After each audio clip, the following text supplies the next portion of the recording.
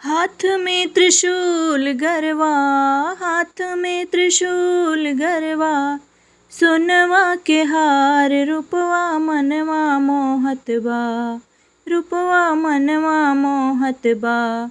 बाड़ी शेर पे सवार रूपवा मनवा मोहत बा, बाड़ी शेर पे सवार रूपवा मनवा मोहत बा।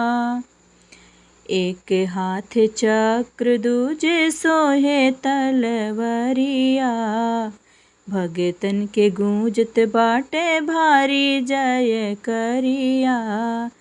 सोना के मुकुटवा सोहे, सोना के मुकुटवा सोहे, माई के कपार रूपवा मनवा मोहत बा। बाड़ी शेर पे सवार रूपवा मनवा मोहत बा, बाड़ी शेर पे सवार रूपवा मनवा मोहत बा। गदा सोहे फूल सोहे तिरिया धनुषिया, लाल रंग साड़ी सोहे चाँद सी सूरतिया। एक हाथे ओम धारे सृष्टि के श्रृंगार रूपवा मनवा मोहत बा, रूपवा मनवा मोहत बा। बाड़ी शेर पे सवार रूपवा मनवा मोहत बा, बाड़ी शेर पे सवार रूपवा मनवा मोहत बा। नारियल चढ़ैबे मैया धूप अगरबत्तिया, फल फूल ढेर लागे माई के बरतिया।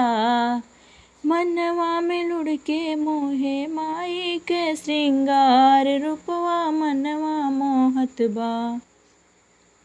बाड़ी शेर पे सवार रूपवा मनवा मोहत बा, बाड़ी धाम विंध्याचल माई ओढ़ली चुनरिया, चमके सितारा चमचम हटे न नजरिया। मन करे आई रोज माई बार बार रूपवा मनवा मोहत बा, रूपवा मनवा मोहत बा। बाड़ी शेर पे सवार रूपवा मनवा मोहत बा। हाथ में त्रिशूल गरवा, सोनवा के हार रूपवा मनवा मोहत बा।